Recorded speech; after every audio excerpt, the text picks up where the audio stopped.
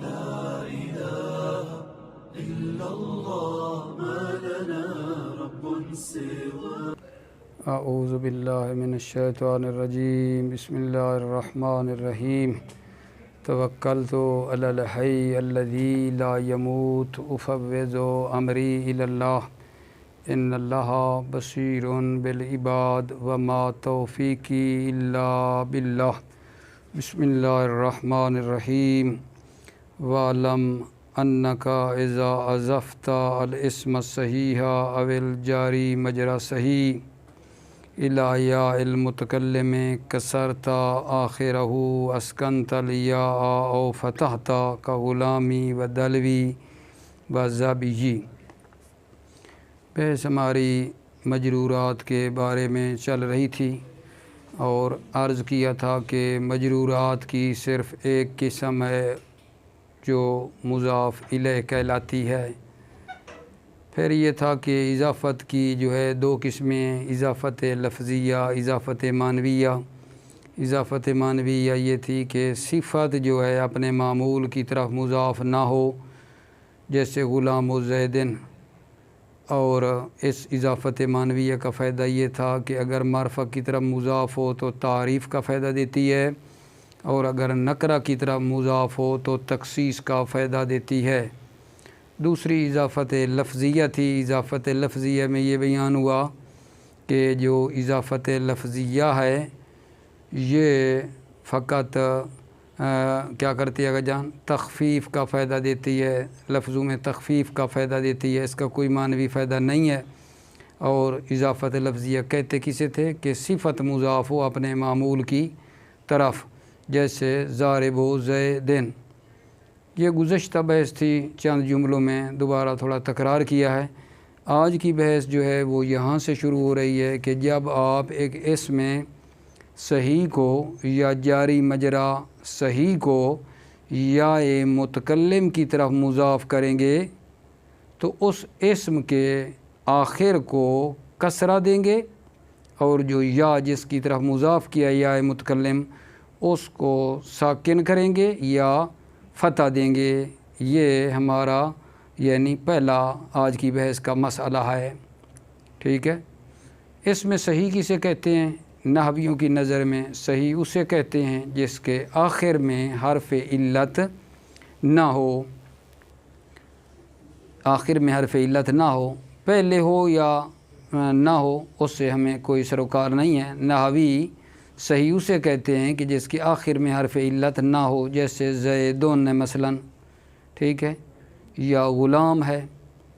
جاری مجرا صحیح کسے کہتے ہیں؟ جاری مجرا صحیح بھی سابقاً آپ نے جانا ہے کہ جاری مجرا صحیح اسے کہتے ہیں جس کے آخر میں وا ہو یا ہو اور ما قبل اس کا ساکن ہو.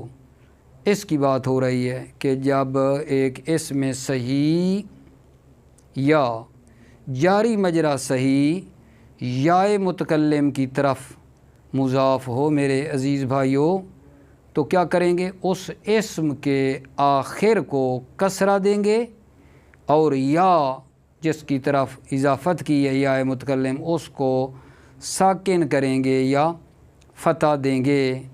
جیسے مثال دیتا ہوں آپ کی خدمت میں، غلام. غلام کیا ہے؟ اسم صحیح ہے. اس کو ہم مضاف کرتے ہیں یا متکلم کی طرف، تو کیا ہو جائے گا؟ غلامی. غلام ہے نا، تو اب اس اسم کے آخر جو میم ہے اس کو کسرہ دیا ہے، غلامی. تو جو یا ہے اس کے اوپر دو اعراب پڑھ سکتے ہیں، غلامی، غلامی یا. ٹھیک ہے. دوسرا جاری مجرا صحیح کی مثال دیتا ہوں. جب اس کو یا متکلم کی طرف مضاف کریں، دلب، زبی. ٹھیک ہے. اس کو ہم مضاف کرتے ہیں یا متکلم کی طرف، تو کیا ہو جائے گا آقا جان؟ دلب سے کیا بنے گا؟ دلب میں ہے نا دلبن، واو ہے آخر میں، ما قبل ساکن نے یہی بتایا نا. جاری مجرا صحیح اسے کہتے ہیں جس کے آخر میں حرف علت ہو، ما قبل ساکن ہو. تو دلب سے بنے گا دل وی. دل وی. تو جو وا ہے کلمے کی جس کو ہم مضاف کر رہے تھے اس کے آخر کو کسرہ دیا ہے، اور جو یا ہے اس کو ساکن بھی کر سکتے ہیں، فتح بھی دے سکتے ہیں، دلوی یا دلوی یا، ٹھیک ہے۔ زبی جو ہے کو یا کی طرف کریں تو زبی، زبی یا زبی، ٹھیک ہے۔ یہ پہلی بات ہے کہ جب ایک اسم صحیح کو یا جاری مجرا صحیح کو یا متکلم کی طرف مضاف کریں تو اس اسم کے آخر کو کسرہ دیں گے اور یا کو ساکن کریں گے یا فتح دیں گے، ٹھیک ہے۔ دوسری بات آگا جان یاد رکھنا، اگر اسم کے آخر میں یا ہو اور اس کا یا کا ما قبل کسرہ ہو، یعنی بالفاظ دیگر کہوں اسم منقوص، اگر اسم کے آخر میں یا ہے اور یا کا ما قبل کیا آگا جان کسرہ ہے، تو جب اس اسم منقوص کو یا متکلم کی طرف مضاف کریں گے تو وہاں ہم کیا کریں گے آگا جان، اسم منقوص جس کے آخر میں یا ہے ما قبل کسرہ ہے، یا متکلم کی طرف جب ہم مضاف کریں گے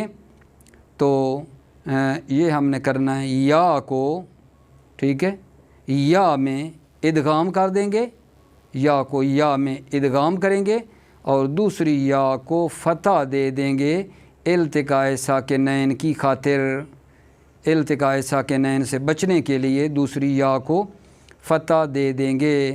جیسے جناب قاضی ہے، مثلا قاضی اس میں منقوص ہے نا جان، یا ہے ما قبل کسرہ ہے، قاضی کو پھر آگے یا متکلم کی طرف کریں تو یا کو یا میں ادغام کیا اور دوسری یا کو کیا دے دیا آگا جان، فتح دے دیا۔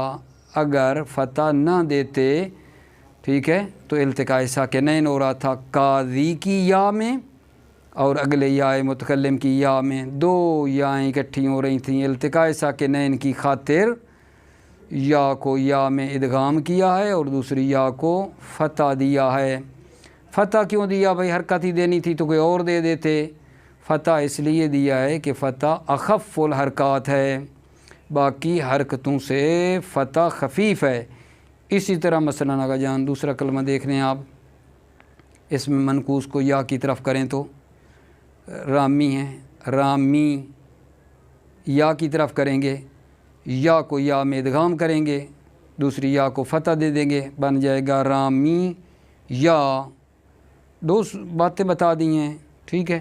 اور تیسری یہ ہے کہ اگر اسم ایسا ہے جس کے آخر میں واو ہے ما قبل مضموم ہے، اس کو یا متکلم کی طرف مضاف کریں تو کیا ہوگا؟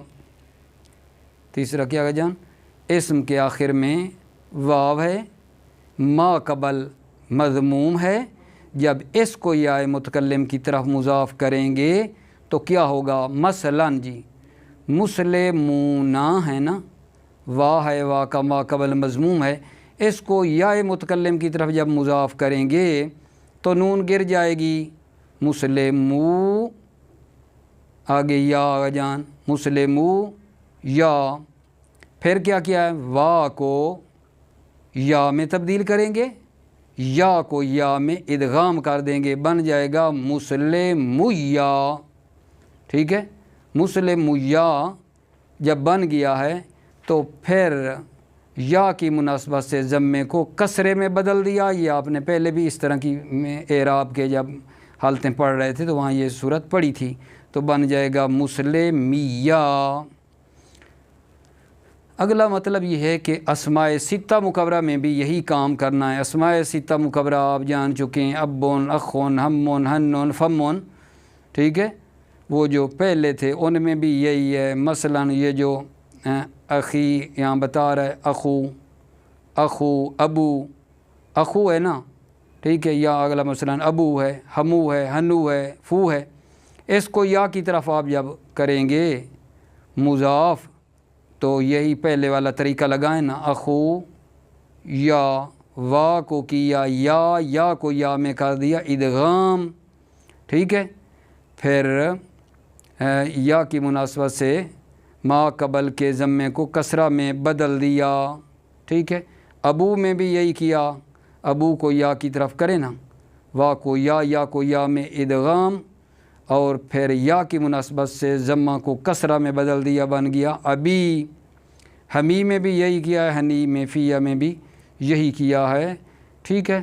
تو یہ جو اسماء ستہ ظاہراً اسماء ستہ کہہ رہا ہے 6 اسماء، لیکن مراد 5 ہیں جو یا متکلم کی طرف مضاف ہوتے ہیں۔ ذو کبھی بھی ضمیر کی طرف مضاف نہیں ہوتا، کیوں؟ یا جو ہے یا یہ ضمیر ہے اور ذو ضمیر کی طرف مضاف نہیں ہوتا۔ وجہ کیا ہے؟ ذو نا کا جان وسیلہ ہے میرے عزیزو، ذو وسیلہ ہے کہ یہ وسیلہ بنتا ہے اس میں جنس کو کیا کرتا ہے، ذو کے ساتھ آ کر اس میں جنس صفت بنتا ہے، اس میں جنس کو صفت بنانے کے لیے آتا ہے، ذو درمیان میں وسیلہ بنتا ہے، لہٰذا جو مطلب ہے اس میں جنس ہے جس کے ساتھ یہ ذو استعمال ہوتا ہے وہ جناب علی یہ جو ضمیر ہے وہ اس میں جنس نہیں ہے۔ مطلب یہ کہنا چاہتا ہوں کہ ذو اس میں جنس کے ساتھ آتا ہے اور اس میں جنس کو کسی چیز کی صفت بنا رہا ہوتا ہے، ذو وسیلہ ہے۔ اور یہ جو یا متکلم ہے اس کی طرف ذو کیونکہ یعنی یہ یا ضمیر ہے، ذو ضمیر کی طرف مضاف نہیں ہوتا ہے اصلاً۔ پھر جناب علی کسی نے سوال کیا ہے میرے عزیز و توجہ فرما رہے ہیں، کسی نے سوال کیا کہ آقا جان آپ کہہ رہے ہیں کہ ذو ضمیر کی طرف اصلاً مضاف نہیں ہوتا ہے، آپ نے یہ کہا نا کہ ذو ضمیر کی طرف اصلاً مضاف نہیں ہوتا۔ جناب علی ہم آپ کو دکھا سکتے ہیں، یہ جو شاعر کا قول ہے انما یعرف ذا الفضل من الناس ذو ہو، ذو کی جمع ذو ہو کی طرف ہوا ہے یا نہیں؟ کہ شاعر کا قول آپ نے تو کہا نہیں ہو سکتا۔ اس کا نحوی کیا جواب دیتے ہیں آقا جان؟ جب اس طرح کی کوئی چیز مل جائے نا تو فرماتے ہیں قول شاعر جو آپ نے ہمیں دکھایا ہے شاذن، یہ شاعر کا قول شاذ ہے۔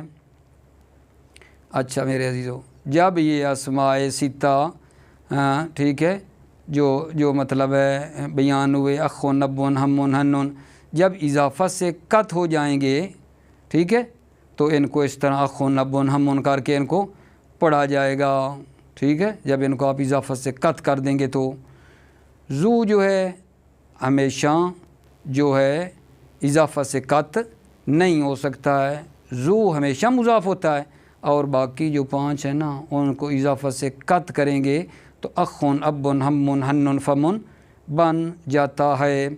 یہ جتنی بھی بحث اول فی المجرورات سے لے کر جب بحث شروع کی ہے مقصد ثالث فی المجرورات سے لے کر یہاں تک جتنی بحث ہوئی ہے، فرماتے ہیں آقا جان یہ ساری بحث وہاں تھی جہاں کیا آقا جان مجرور ہو کلمہ بے تقدیر الحرف جر، جب کوئی چیز مجرور ہو حرف جر کے ذریعے سے اور حرف جر بھی مقدر ہو، اما وہ جو چیز مجرور ہوتی ہے وہ اسم جو مجرور ہوتا ہے حرف جر لفظاً کے ذریعے سے، حرف جر جس میں لفظی ہوتا ہے اس کی بحث انشاءاللہ بعد میں آئے گی۔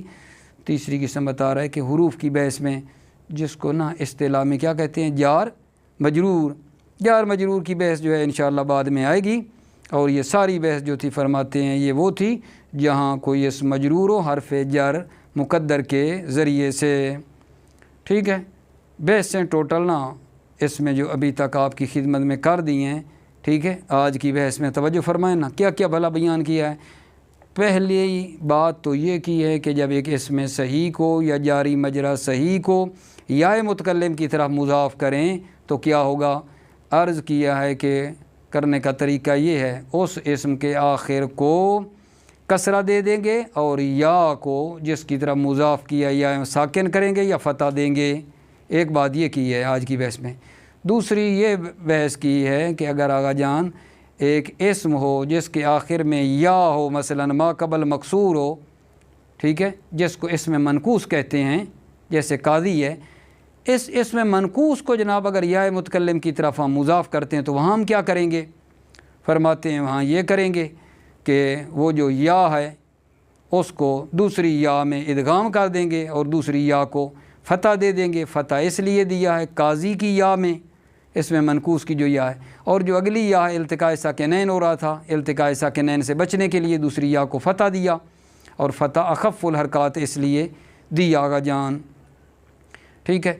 تیسری جو اس میں آج کی بحث میں صورتحال بیان ہوئی وہ یہ تھی کہ اچھا اگر ایک ایسا اسم ہے، ٹھیک ہے، کہ اس کے آخر میں وا ہے، ما قبل مضموم ہے، اس کو یا متکلم کی طرف کریں، ایک اسم جس کے آخر میں وا ما قبل مضموم ہے یا کی طرف، تو اس کا کیا طریقہ کار ہے؟ جیسے مسلمون کو یا کی طرف کریں، تو اس میں بھی یہی بیان ہوا کہ جو کچھ اوپر بیان کیا ہے نا وہی طریقہ کار یہاں بھی لگاؤ گے۔ یہ نہیں کیا مسلمون کو جب یا کی طرف کریں گے تو نون گر جائے گی اضافت کی وجہ سے، پھر دوسرا مرحلہ یہ کرو گے کہ وا کو یا کرو گے، ٹھیک ہے، پھر یا کو یا میں ادغام کر دیں گے، بن جائے گا مسلمیا، اور یا کی مناسبت سے ضمے کو کسرے میں بدل دیا، بن گیا مسلمیہ، اور جو اگلی یا جس کی طرف ہم مضاف کرتے ہیں اس کو فتح کیوں دیتے ہیں؟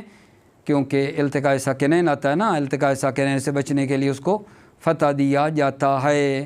ممکن ہے آپ کہیں کہ یہ مثلا جب یا کی طرف کیا تو مسلمو، تو آگے بھی یا ہے، پچھلے والی وا کو یا کیا تو وہ یا بعد والی کے اوپر فتح کہاں سے آیا تھا؟ تو کوئی نہیں فتح دیا نا ہم نے، کیونکہ التقاء ساکنین ہو رہا تھا اس یا میں، اور وا جس کو یا کیا، یا کو یا میں ادغام کیا، ٹھیک ہے، دوسری یا کو فتح دیا تھا، ٹھیک ہے۔ تو توجہ آپ فرمائیں، یہی باتیں ہوئی ہیں، ترجمہ کرتا ہوں آپ کی خدمت میں۔ بسم اللہ الرحمن الرحیم۔ وَعْلَمْ أَنَّكَ إِذَا أَضَفْتَ الْاسْمَ الصَّحِيحَ أَوِ الْجَارِي مَجْرَى صَحِيحٍ إِلَى يَاءِ الْمُتَكَلِّمِ كَسَرْتَ آخِرَهُ وَاسْكَنْتَ الْيَاءَ أَوْ فَتَحْتَ۔ وَعْلَمْ، آپ جان لیں، جب آپ اسم صحیح یا جاری مجرا صحیح کو مضاف کریں الی یا المتکلم، یا متکلم کی طرف، کسرت آخرہ، تو اس اسم کے آخر کو کسرہ دیں گے۔ کون سا اسم آگا؟ یہی اسم صریح جاری مجرا صحیح جس کو مضاف کر رہے ہیں، اس اسم کے آخر کو کسرہ دیں گے۔ وَأَسْكَنْتَ الْيَاءَ أَوْ فَتَحْتَ، اور یا کو تم ساکن کرو گے یا فتح دو گے، کا غلامی و دلوی و زبی، ٹھیک ہے۔ یہاں آپ کیا کریں گے؟ غلام تھا نا، یا کی طرف کیا مضاف، تو بنا سکتے ہیں غلامی یا غلامی یا، دلوی یا دلوی یا، زبی یا زبی یا۔ و ان کانا، دوسری صورت، و ان کانا آخر الاسم یا ان مکسورا ما قبلها ادغمت الیا فی الیا و فتحت الیا الثانیہ لأن لا یلتقی الساکنان۔ ان کان آخر الاسم یان، اگر اسم کے آخر میں یا ہو، مکسوراً ما قبلہ، اس اسم کا ما قبل کسرہ ہو، ادغمت الیا فی الیا، اس یا کو تم یا کو یا میں ادغام کرو گے، و فتحت الیا ثانی، اور دوسری یا کو تم فتح دو گے، کیوں؟ لأن لا یلتقی الساکنان، تاکہ دو ساکن کیا ہے جن مل نہ جائیں۔ کما تقولو فی القاضی، جیسا تم کہو گے قاضی میں، القاضی، یا قاضی تھا نا، یا کی طرف کیا تو یا کو یا میں ادغام کیا، قاضی یا، ٹھیک ہے، دوسری یا کو فتح دیا نا یا کو، کیوں؟ کیونکہ قاضی کی یا اور اگلی یا متکلم میں التقاء ساکنین ہو رہا تھا، فتح دیا۔ وفر رامی، رامی یا، رامی کو یا کی طرف کیا، یا کو یا میں ادغام کیا، رامی یا۔ تیسری صورت جو بیان ہوئی ہے یہاں، ٹھیک ہے، صورت میں بنا رہا ہوں اپنی طرف سے یاد کرنے کے لیے۔ وَإِنْ كَانَ فِي آخِرِهِ وَاوٌ مَضْمُومٌ مَا قَبْلَهَا تَقْلِبُهَا يَاءً وَعَمِلْتَ كَمَا عَمِلْتَ الْآنَ۔ وَإِنْ كَانَ فِي آخِرِهِ، اگر اسم کے آخر میں وا ہو، ما قبل ضمہ ہو، تقلبها یاءً، تو اس وا کو یا میں تبدیل کریں گے، وَعَمِلْتَ كَمَا عَمِلْتَ الْآنَ، اور تم آغا جان عمل کرو گے، کما عملتا الآن، جیسا ابھی عمل کیا ہے، ابھی عمل جیسا کیا آپ نے، ٹھیک ہے، اسی طرح یہاں بھی کرو گے۔ کما تقولو، جیسا تم کہو گے، جانی مسلمیہ، جانی مسلمیہ اصل میں کیا تھا؟ مسلمون، یا کی طرف آگا کیا، بتا چکا ہوں آپ کو، نون گر گئی اضافت کی وجہ سے، وا کو یا کیا، یا کو یا میں ادغام کیا، مسلمیہ سے، پھر یا کی مناسبت سے ضمہ کو کسرہ بن گیا مسلمیہ۔ وفی الاسماء ستہ، اسماء ستہ میں کما تقولو تم کہو گے، اخیہ و ابیہ و حمیہ و حنیہ و فیہ عند قومن، فیہ عند قومن۔ تو یہ اخی کیسے بنا ہے؟ اخو، ابی ابو، ہمی ہمو، ہنی ہنو، فیہ فو۔ پھر اب اخو کو کرو یا کی طرف، اخو آگے یا کی طرف کرو، وا کو کرو یا کو یا میں ادغام کرو، کیا بنے گا؟ اخویا۔ پھر یا کی وجہ سے ضمے کو کسرے میں بدلنا ہے۔ اسی طرح ابو یا، وا کو یا کو یا میں ادغام، ابو یا ابی یا، پھر یا کی مناسبت سے ضمہ کسرے میں بدل گا۔ اسی طرح حمیہ میں بھی ہمو ہے، پھر یا کی طرف کیا گا جان، ہنو میں بھی ہنو کو یا کی طرف کیا، فو کو یا کی طرف کیا ہے، اور یہی طریقہ کار ہے عند قوم، قوم کی نظر میں۔ وذو لا یضاف الی المضمر اصلا، ذو اصلا ضمیر کی طرح مضاف نہیں ہوتا ہے۔ وقول الشاعر، ایک سوال مقدر کا جواب ہے۔ سوال یہ ہے آغا جان کہ آپ نے کہا ہے کہ ذو ضمیر کی طرح مضاف نہیں ہوتا، ہم آپ کو دکھاتے ہیں۔ تو اس سوال کے جواب میں یہ قول شاعر، وقول الشاعر انما یعرف ذا الفضل من الناس ذووہ شاذ، وقول الشاعر شاذ۔ اس سوال مقدر کا جواب ہے کہ قول شاعر جو آپ ہمیں دکھا رہے ہیں محل شاہد ذووہ میں، یہ کیا ہے جان؟ شاذ ہے، ٹھیک ہے۔ تو یہاں کیا ہوگا، ہو جانا چاہیے اس کا معنی انما یعرف ذا الفضل من الناس ذووہ، سوا اس کے نہیں پہچانتے ہیں لوگوں میں سے فضیلت والے کو، فضیلت والے پہچانتے ہیں لوگوں میں سے فضیلت والے کو، فضیلت والے۔ وَإِذَا قَطَعْتَ عَنِ الْإِضَافَةِ قُلْتَ أَخٌ وَأَبٌ وَهَمٌ وَهَنٌ وَفَمٌ، جب آپ قطع کریں گے ان اسماء کو اضافت سے، قُلْتَ تو تم کہو گے أَخٌ وَأَبٌ وَهَمٌ وَهَنٌ وَفَمٌ۔ وَيَجُوزُ الْحَرَكَاتُ الثَّلَاثَةُ، تینوں حرکات جائز ہیں۔ وَذُو لَا يُقْطَعُ عَنِ الْإِضَافَةِ، ذو اضافت سے قطع نہیں کیا جاتا، البتہ اصلاً ذو اضافت سے منقطع نہیں ہوتا ہے۔ ھذا کلہ مجرور بتقدیر حرف الجر، ھذا کلہ، یہ ساری بات مربوط تھی مجرور بتقدیر الحرف جر، جو چیز مجرور ہوتی تھی، جو اس مجرور تھا حرف جر کے مقدر ہونے سے۔ اما ما یذکر فیہ حرف الجر لفظاً، اما وہ جس میں حرف جر ذکر کیا جاتا ہے لفظی طور پر، جس کو اصطلاح میں جار مجرور کہتے ہیں، فَسَيَأْتِيكَ فِي الْقِسْمِ الثَّالِثِ انشاءاللہ تعالی، تو وہ آپ کے لیے آئے گا تیسری قسم میں انشاءاللہ ہو تعالی۔ اس کے بعد جو بحث ہماری شروع ہو رہی ہے آگا جان، الخاتمۃ فی التوابع، مجرورات کی بحث ختم کرنے کے بعد خاتمہ شروع کر رہے ہیں، اور وہ خاتمہ توابع کے بارے میں ہے۔ فرماتے ہیں آگا جان ابھی تک جو اسماء گزرے، اسماء معربہ جو ذکر ہوئے، اسماء معربہ، ان کا اعراب بالاصالہ تھا۔ ابھی جو اعراب ہم شروع کرنا چاہتے ہیں وہ اعراب بالطبع ہے، یعنی کیا، اعراب کی نا آگا جان دو قسمیں ہوتی ہیں، ایک ہوتا ہے اعراب بالاصالہ اور دوسرا ہوتا ہے اعراب طبعی۔ اعراب بالاصالہ یہ ہے کہ عامل کے آنے کی وجہ سے مستقیماً عامل آتا ہے تو اس سے مثلا رفع نصب جر دیتا ہے، ٹھیک ہے، جو اسم منصوب ہو، مجرور ہو، مرفوع ہو، ایک عامل کے آنے کی وجہ سے، تو وہ اعراب بالاصالہ ہے، ٹھیک ہے۔ یعنی یہ عامل آیا ہے، عامل رفعی، اس نے رفع دی، نصبی آیا، نصب دی، جری آیا، جر دی، بالکل عامل نے آ کر دیے، تو اس کو کہتے ہیں اعراب بالاصالہ۔ جیسے جناب علی اعراب بالاصالہ کی مثال دے رہا ہوں، جانی زیدن، رأیت زیدن، مررت بزیدن، ٹھیک ہے۔ زید کو رفع کس نے دیا ہے؟ جا نے، جا فعل تھا، فاعل چاہتا تھا، جا نے زید کو رفع دیا ہے۔ رأیت زیدن، زید کو نصب کس نے دی؟ رأیت فعل فاعل جی مفعول چاہتا ہے، نصب دی ہے۔ مررت بزیدن، زید کو جر کس نے دی ہے جی؟ با نے دی ہے۔ یہ کیا ہے؟ ٹھیک ہے، یہ جو پیچھے سے فعل آ رہا ہے آقا جان، یہ کیا ہے؟ یہ عامل ہے، اور عامل نے آ کر آگے رفع نصب جر دیے تو اس کو کیا کہتے ہیں؟ اعراب بالاصالہ، یعنی عامل نے ڈائریکٹ مستقیماً اس کو رفع نصب جر دیے اوپر داخل ہو کر۔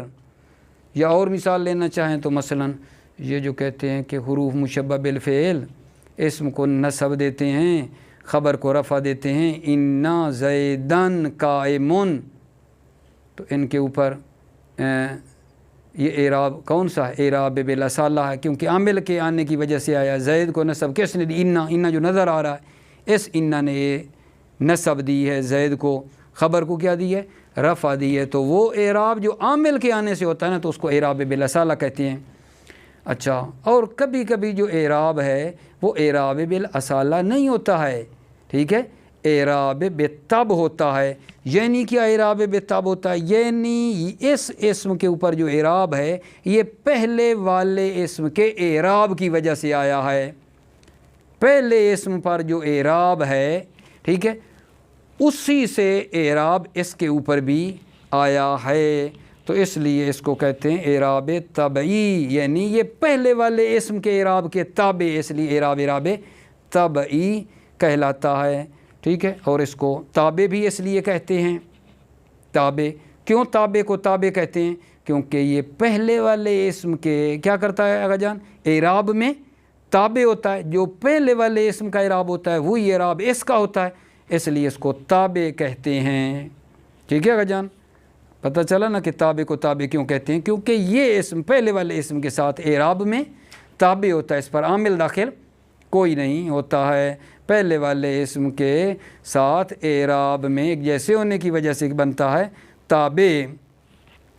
تابع کی تعریف آقا جان، تابع کی تعریف کیا ہے؟ ہر وہ دوسرا اسم جو معرب ہو پہلے والے اسم کے اعراب سے ایک ہی جہت سے، اس کو کیا کہتے ہیں؟ تابع کہتے ہیں۔ بڑی توجہ فرمائیں، ٹھیک ہے۔ ہر وہ دوسرا اسم کل ثان معرب باعراب سابق ہی من جہت واحدہ، ہر وہ دوسرا اسم جو معرب ہوتا ہے پہلے والے اسم کے اعراب کی وجہ سے ایک ہی جو ہے جہت کی خاطر، تو جو دوسرا ہوگا جو معرب ہوا ہے پہلے والے اسم کے اعراب کی وجہ سے، جہت ایک ہونی چاہیے، البتہ جہت بڑی ضروری ہے، ٹھیک ہے، تو اس کو کیا کہتے ہیں؟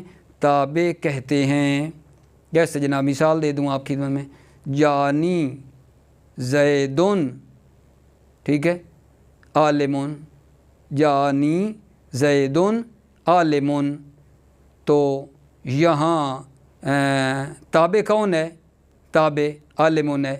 جب یہ تابع ہے تو پہلے والے کو کیا کہتے ہیں آقا جان؟ متبوع۔ متبوع جانی رجلون، رجلون جو ہے اس کے اوپر کیا اعراب ہے جی؟ رفع ہے، تو عالمن کے اوپر بھی کیا ہے؟ رفع ہے، تو دوسرے کا اعراب اس رجل سے اس نے لیا ہے، ٹھیک ہے نا، اور رجل کے اوپر جہت ایک ہونی چاہیے، تابع میں جہت ایک ہونی چاہیے۔ رجل جی کیوں مرفوع ہے؟ کیونکہ جا کا فاعل ہے۔ رجل کیوں مرفوع ہے؟ کیونکہ جا کا فاعل ہے۔ عالمن کیوں مرفوع ہے؟ کیونکہ عالمن صفت ہے رجل کی، اعراب کی جہت ایک ہے۔ رجل مرفوع ہے فاعلیت ہونے کی وجہ سے، اور عالمن مرفوع ہے اس کی صفت ہونے کی وجہ سے، جہت ایک ہی ہے۔ اسی طرح آقا جان یہ جو قید لگائیے نا، ایک ہی جہت سے، تابع وہ دوسرا اسم ہے جو پہلے والے اسم کے اعراب میں تابع ہوتا ہے ایک ہی جہت سے، جہت ایک ہی ہونی چاہیے، ٹھیک ہے نا۔ اسی طرح اگر فرض کریں پہلے والے پہ نصب ہے، جس وجہ سے پہلے والا منصوب ہے دوسرا بھی اسی وجہ سے منصوب ہونا چاہیے، پہلے والا مجرور تو دوسرا بھی اسی وجہ سے مجرور ہونا چاہیے، جہت نا ایک ہونی چاہیے۔ میں نے رفع کی مثال دی ہے، اس سے مثلا کیا خارج ہو گیا؟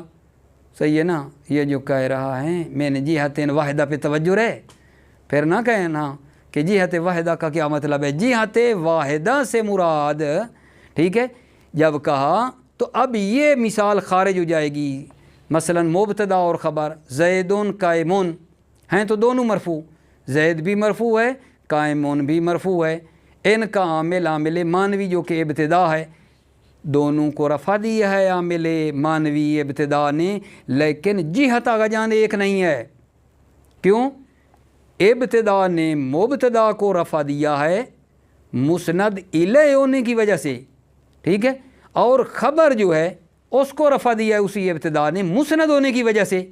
ایک مبتدا ہونے کی وجہ سے مرفوع ہے، ایک جو ہے مسند یعنی خبر ہونے کی وجہ سے مرفوع ہے، جہتیں دو ہیں، مبتدا اور خبر جناب علی جہت واحدہ سے نکل گئی، ٹھیک ہے۔ اسی طرح ایک دوسری مثال آپ کی خدمت میں دے دیتا ہوں، وہ دوسری جو مثال ہے وہ مثلاً کیا چیز آگا جان خارج کر دیں، افعال قلوب، افعال قلوب ہے نا، افعال قلوب کے جو دو مفعولی ہوتے ہیں، ٹھیک ہے، رائے تو ٹھیک ہے زیدن، رائے تو زیدن عالمن، صحیح ہے۔ تو یہاں رائے تو جو افعال قلوب ہے دو مفعولوں کو نسب دی ہے، تو یہ کیا تابع ہیں، صحیح ہے نہیں، یہ جو دو مفعول افعال قلوب کے آگے اعراب تو ایک ہے، کیا ہم یہاں بھی کہیں گے یہاں بھی ایک دوسرے کے تابع ہو رہے ہیں کیونکہ اعراب ایک جیسا ہے، بڑی ضروری مہم بات ہے، ٹھیک ہے۔ یہاں ہم لوگ تابع نہیں کہہ سکیں گے، کیوں؟ کیونکہ افعال قلوب نے پہلے کو جو مفعول ہے اس کو نسب دی ہے، ٹھیک ہے، مبتدا ہونے کی بنا پہ، کیونکہ مبتدا خبر پہ داخل ہوتے ہیں، مبتدا کو پہلا مفعول بنا کر نسب دیتے ہیں، اور جو دوسرا ہے اس کو آگا جان دوسرا مفعول بنا کر نسب دیتے ہیں، ٹھیک ہے۔ یعنی افعال قلوب نے پہلے کو جو نسب دی ہے، ٹھیک ہے، اس کی جہت الگ ہے، مبتدا ہونے پہلے وہ مبتدا تھا، اس کو پہلا مفعول بنایا ہے، اور دوسرا خبر تھا اس کو اپنا دوسرا مفعول بنا کر نسب دیا ہے، جہتیں الگ الگ ہیں، ٹھیک ہے۔ لہٰذا یہ جناب علی بات جو ہے وہاں سے خارج ہو جائے گی، ٹھیک ہے نا، اس کو ہم نہیں کہہ سکتے۔ ایک اور مثال دوں آگا جان، جانی رجلن، ٹھیک ہے، جانی رجلن عالمن ضاحکن، ٹھیک ہے، عاقلن، مثال کے طور پہ یہ 3-4 آگے آ جائیں، ٹھیک ہے۔ مثلاً حال متعدد اگر ایک جگہ پہ اوپر لگے ہوں تو ان کا اعراب ضاحکن، عاقلن، ٹھیک ہے، اس طرح کر کے چاند ایک حال ایک جیسے اعراب والے لے جائیں تو کیا کہیں گے، وہاں کیا کہیں گے ہم لوگ کہ یہ بھی تابع متبوع ہو رہے ہیں، ٹھیک ہے، نہیں، وہاں جو ایک دوسرے کے پیچھے منصوب ہیں ان کا منصوب ہونا اتفاقی ہے، اللہ کرے میری یہ بات پہنچ جائے۔ وہ جو حال متعددہ منصوب ایک دوسرے کے پیچھے آتے ہیں نا، وہ یہاں اس تابع میں نہیں آتے، وہ اتفاقی ہیں آگا جان کے ایک دوسرے کے پیچھے آئے ہیں، ورنہ آگے پیچھے کر دیتے تو کوئی مسئلہ تھا نہیں۔ لیکن یہاں سے مراد یہ ہے یہ کہ ہر وہ دوسرا جو پہلے والے اعراب کے تابع ہو، ٹھیک ہے، لیکن ان کی جہت آگا جان کیا ہونی چاہیے، ٹھیک ہے، وہ بھی ایک ہو، اور ہر وہ دوسرا اسم جو پہلے والے اسم کے تابع ہے دوسرا جس کی شان یہ ہے کہ دوسرا ہو، ہر وہ دوسرا جو پہلے والے اسم کے تابع ہوتا ہے جس کی شان یہ ہے کہ وہ دوسرا ہو، ٹھیک ہے۔ پھر تابع کی 5 قسمیں ہیں کہ میں نے یہ جو توضیح دی ہے انشاءاللہ میں اس کو نا اگلے جلسے میں یہ آپ فقط یہ بات مد نظر رکھ لیں، ٹھیک ہے، ترجمہ ہمارا اسی خاتمہ سے پہلے تک ہو جائے۔ الخاتمۃ فی التوابع کو ہم اگلے درس میں نا شامل کر لیتے ہیں، مجھے لگتا ہے ٹائم جو ہے نا زیادہ ہو رہا ہے، تو لہٰذا ہم اس کو اگلی بحث کے ساتھ مربوط کر لیں گے، ٹھیک ہے میرے بھائی، کچھ باعث ہو گئی ہے، پھر مزید اگلی میں آپ کو مزید اس کی بات عرض کروں گا۔ موفق رہیں، مؤید رہیں، سلامت رہیں۔ السلام علیکم ورحمۃ اللہ وبرکاتہ۔